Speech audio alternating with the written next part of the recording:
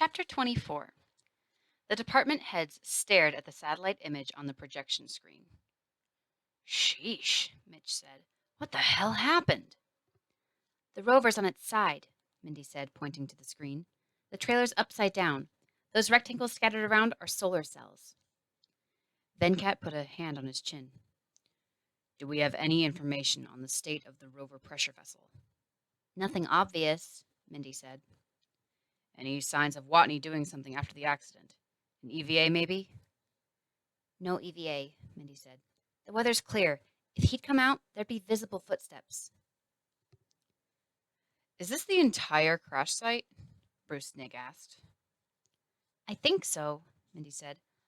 Up toward the top of the photo, which is north, there are ordinary wheel tracks, right here. She pointed to a large disturbance in the soil.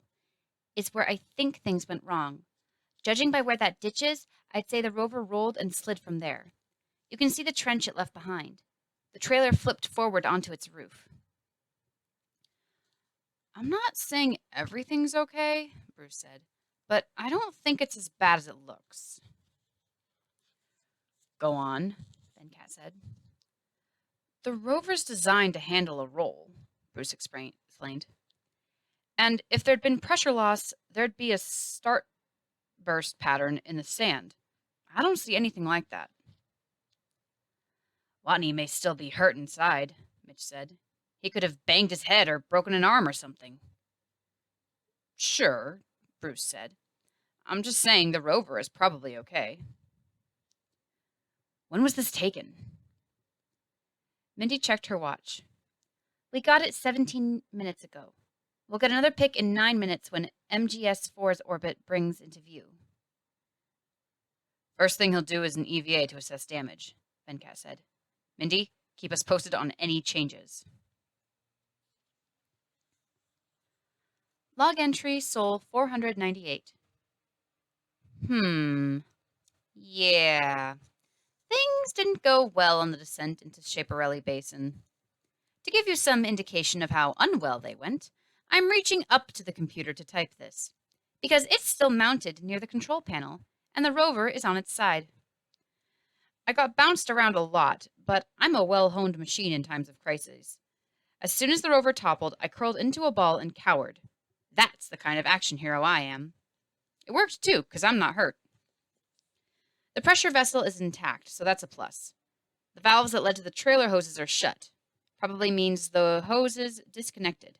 And that means the trailer junction snapped. Wonderful. Looking around the interior here, I don't think anything is broken. The water tanks stay sealed. There aren't any visible leaks in the air tanks. The bedroom came unfolded, and it's all over the place, but it's just canvas, so it can't have gotten too hurt. Driving controls are okay, and the nav computer is telling me the rover is at an unacceptably dangerous tilt. Thanks, nav. So I rolled. That's not the end of the world. I'm alive, and the rover's fine. I'm more worried about the solar cells I probably rolled over. Also, since the trailer detached, there's a good chance it's mangled, too. The balloon roof it had isn't exactly durable. If it popped, the stuff inside will have been flung out in all directions, and I'll have to go find it. That's my critical life support.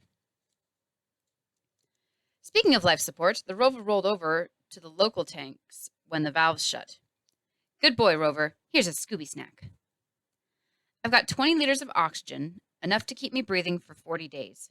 But without the regulator, which is in the trailer, I'm back to chemical CO2 absorption. I have 312 hours of filters left. Plus, I have another 171 hours of EVA suit CO2 filters as well. All told, that gives me 483 hours, which is close to 20 sols. So I have time to get things working again. I'm really close to the MAV now, about 220 kilometers. I'm not going to let something like this stop me from getting there. And I don't need everything to work at top form anymore.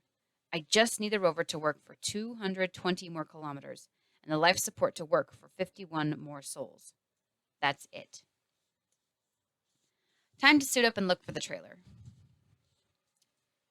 Log entry Sol 498-2. I had an EVA and things aren't too bad. Mind you, they're not good. I trashed 3 solar cells. They're under the rover and badly damaged. They might still be able to eke out a few watts, but I'm not holding out much hope. Luckily, I did come into this with 1 extra solar cell. I needed 28 for my daily operations, and I brought 29. 14 on the rover's roof, 7 on the trailer's roof, and 8 on the makeshift shelves I've installed on the sides of both vehicles. I tried pushing the rover over, but I wasn't strong enough. I'll need to rig something to get a leverage advantage. Other than being on its side, I don't see any real problems. Well, that's not true. The tow hook is ruined beyond repair. Half of it ripped clean off. Fortunately, the trailer also has a tow hook, so I have a spare. The trailer's in a precarious situation. It's upside down and sitting on the inflated roof. I'm not sure which god smiled down on me and kept that balloon from popping, but I'm grateful. My first priority will be righting it. The longer it puts weight on that balloon, the larger the chances it'll pop.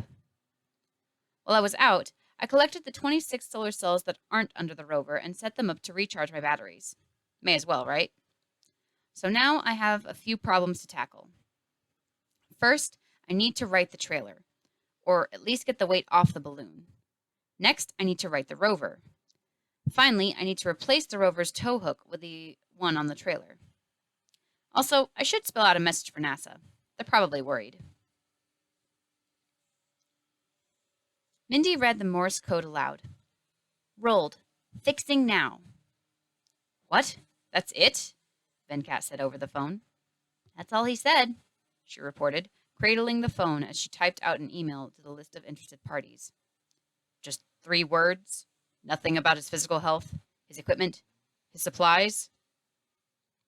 You got me, she said. He left a detailed stats report.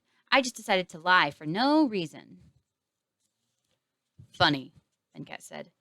Be a smart aleck to a guy 7 levels above you at your company. See how that works out. Oh no, Mindy said. I might lose my job as an interplanetary voyeur. I guess I'll have to use my master's degree for something else. I remember when you were shy. I'm space paparazzi now. The attitude comes with the job. Yeah, Venkat said. Just send the email. Already sent. Log entry Sol 499. I had a busy day today, and I got a lot done. I started out pretty sore. I had to sleep on the wall of the rover. The bedroom won't work when the airlock is facing up. I did get to use the bedroom somewhat. I folded it up and used it as a bed. Anyway, suffice it to say, the wall of the rover wasn't made for sleeping on. But after a morning potato and Vicodin, I was feeling much better. At first, I figured my top priority was the trailer. Then I changed my mind. After taking a good look at it, I decided I'd never be able to ride it by myself. I'd need the rover. So today was focused on getting the rover righted. I brought all my tools along on this trip, figuring I'd need them for the MAV modifications. And along with them, I brought cabling. Once I set up at the MAV, my solar cells and batteries will be in a fixed position. I don't want to move the rover around every time I use a drill on the far side of the MAV. So I brought all the electrical cabling I could fit. Good thing, too, because it doubles as a rope. I dug up my longest cable. It's the same one I used to power the drill that destroyed Pathfinder. I call it my lucky cable. I plugged one end into the battery and the other into the infamous sample drill, then walked off with the drill to find solid ground. Once I found it, I kept going until I'd gone as far as the electrical line would reach. I drove a 1-meter bit half a meter into a rock, unplugged the power line, and tilted it around the base of the bit. Then I went back to the rover and tied off the cord to the roof rack bar on the high side. Now I had a long, taut line running perpendicular to the rover. I walked to the middle of the cord and pulled it laterally. The leverage advantage on the rover was huge. I only hoped it wouldn't break the drill bit before it tipped the rover. I backed away, pulling the line more and more. Something had to give, and it wasn't going to be me. I had Archimedes on my side. The rover finally tipped. It fell onto its wheels, kicking up a large cloud of soft dust. It was a silent affair. I was far enough away that the thin atmosphere had no hope of carrying the sound to me. I untied the power line, liberated the drill bit, and returned to the rover. I gave it a full systems check. That's a boring task, but I had to do it. Every system and subsystem was working perfectly. JPL did a good job making these rovers. If I get back to Earth, I'm buying Bruce Nig a beer. Though, I guess I should buy all the JPL guys a beer.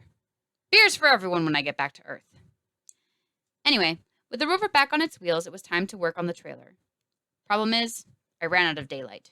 Remember, I'm in a crater.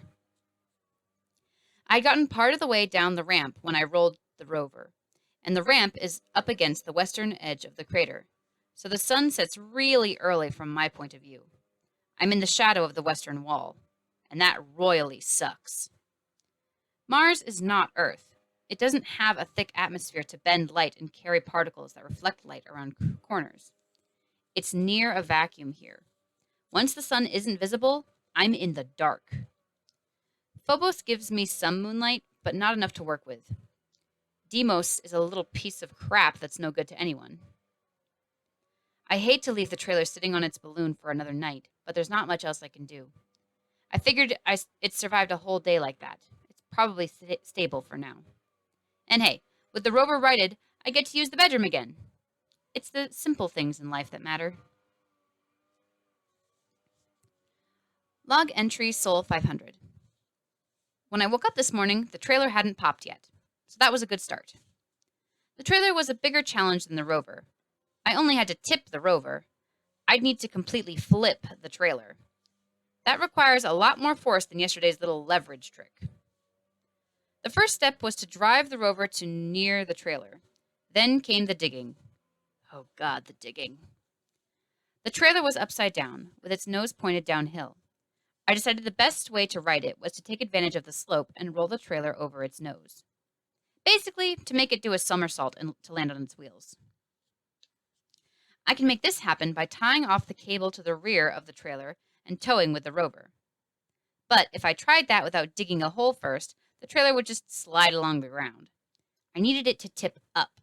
I needed a hole for the nose to fall into. So I dug a hole.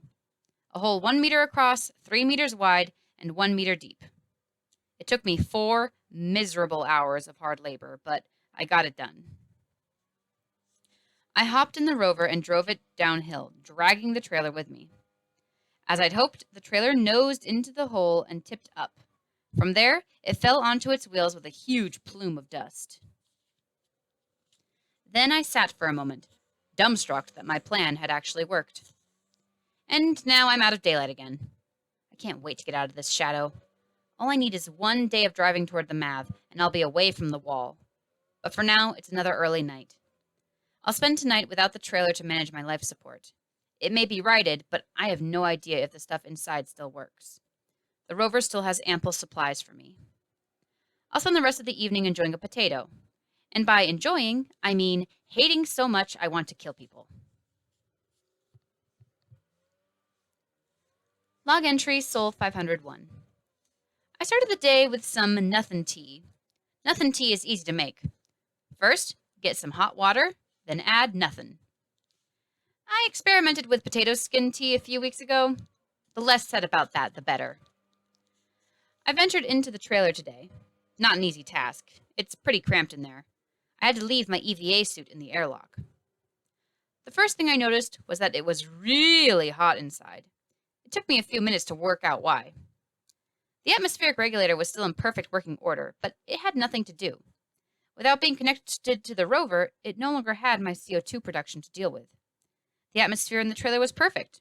Why change anything? With no regulation necessary, the air was not being pumped out to the AREC for freeze separation, and thus it wasn't coming back in as a liquid in need of heating. But remember, the RTG gives off heat all the time. You can't stop it, so the heat just built up. Eventually, things reached a balance point where the heat bled through the hull as fast as the RTG could add it. If you're curious, That balance point was a sweltering 41 degrees Celsius. I did a full diagnostic on the regulator and the oxygenator, and I'm happy to report both are working perfectly. The RTG's water tank was empty, which is no surprise. It had an open top, not intended to be turned upside down. The floor of the trailer has a lot of puddled water that took me quite a while to sop up with my jumpsuit. I topped the tank off with some more water from a sealed container that I'd stored in the trailer earlier. Remember, I need that water to have something for the air returning to bubble through. That's my heating system. But all things considered, it was good news. The critical components are working fine, and both vehicles are back on their wheels. The hoses that connected the rover and trailer were designed well and released without breaking. I simply snapped them back into place, and the vehicles were sharing life support again. The remaining thing to fix was the tow hook. It was absolutely ruined. It took the full force of the crash, but as I suspected, the trailer's tow hook was unscathed. So I transformed it to the rover and connected the two vehicles for travel. All told, that little fender bender cost me 4 souls. But now, I'm back in action. Sort of. What if I run into another powder pit? I got lucky this time. Next time, I might not get off so easy. I need a way to know if the ground in front of me is safe, at least for the duration of my time on the ramp. Once I'm in the Schiaparelli Basin proper, I can count on the normal sandy terrain I'm used to. If I could have anything, it would be a radio to ask NASA the safe path down the ramp. Well, if I could have anything, it would be for the green-skinned yet beautiful Queen of Mars to rescue me so she can learn more about this Earth thing called love-making. It's been a long time since I've seen a woman. Just saying. Anyway, to ensure I don't crash again, seriously, no women in years. I don't ask for much, believe me. Even back on Earth, a botanist/mechanical engineer doesn't exactly have ladies lined up at the door. But still, come on. Anyway, I'll drive slower, like a crawl. That should give me enough time to react if one wheel starts to sink. Also, the lower speed will give me more torque, making it less likely I'll lose traction. Up till now, I've been driving 25 kilometers per hour, so I'm going to cut that to 5 kilometers per hour. I'm still toward the top of the ramp, but the whole thing is only 45 kilometers. I can take my time and safely get to the bottom in about 8 hours. I'll do it tomorrow. I'm already out of daylight again today. That's another bonus. Once I clear the ramp, I can start beelining towards the MAV, which will take me away from the crater wall. I'll be back to enjoying the entire day's sunlight instead of just half of it. If I get back to Earth, I'll be famous, right? A fearless astronaut who beat all the odds, right? I bet women like that. More motivation to stay alive.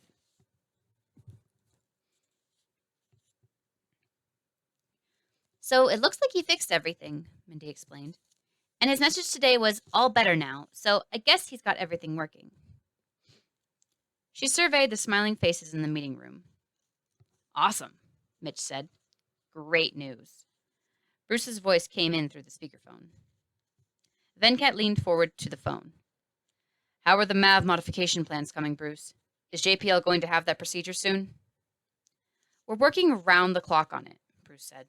We're past most of the big hurdles, working out the details now. Good, Venkat said. Any surprises I should know about?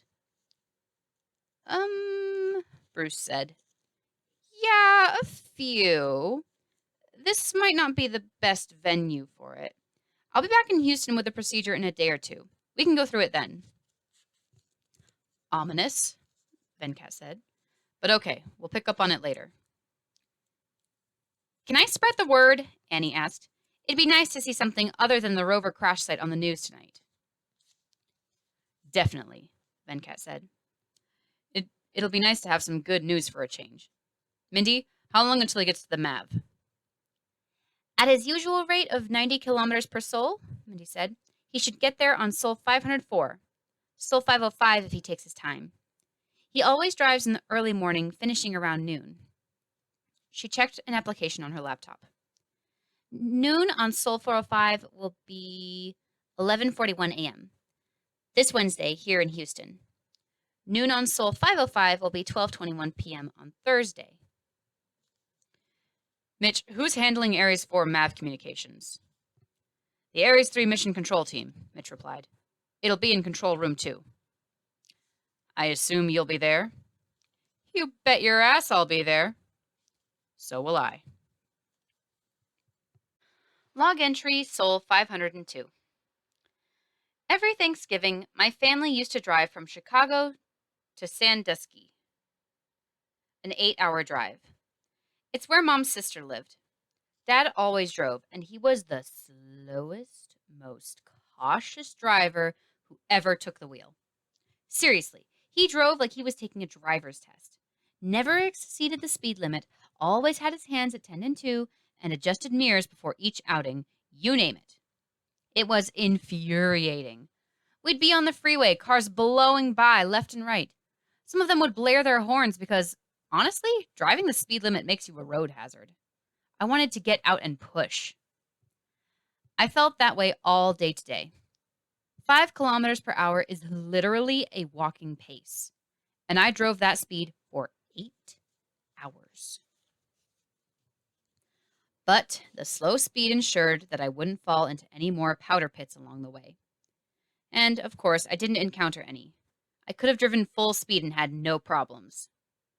But better safe than sorry. The good news is I'm off the ramp. I camped out as soon as the terrain flattened out. I've already overdone my driving time for the day. I could go further. I still have 15% battery power or so, but I want to get as much daylight on my solar cells as I can. I'm in the Schiaparelli Basin at last. Far from the crater wall, too. I get a full day of sunlight every day from now on. I decided it was time for a very special occasion. I ate the meal pack labeled, "Survived something that should have killed me." Wow, I forgot how good real food tastes. With luck, I'll get to eat a rival in a few sols. Log entry Sol 503. I didn't get as much recharge as I usually would yesterday. Because of my extended driving time, I only got up to 70% before night fell. So today's driving was abbreviated. I got 63 kilometers before I had to camp out again.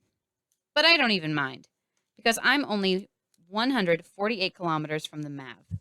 That means I'll get there the Sol after tomorrow. I'm really going to make. Log entry Sol 504.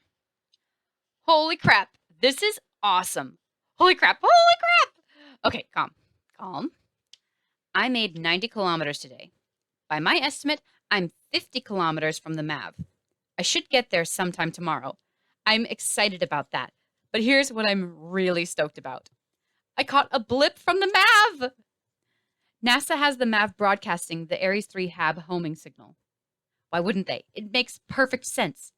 The MAV is a sleek, perfectly functional machine ready to do what it's told. And they have it pretending to be the Ares 3 HAB, so my rover will see the signal and tell me where it is. That is an exceptionally good idea. I won't have to wander around looking for the thing. I'm going straight to it. I only caught a blip.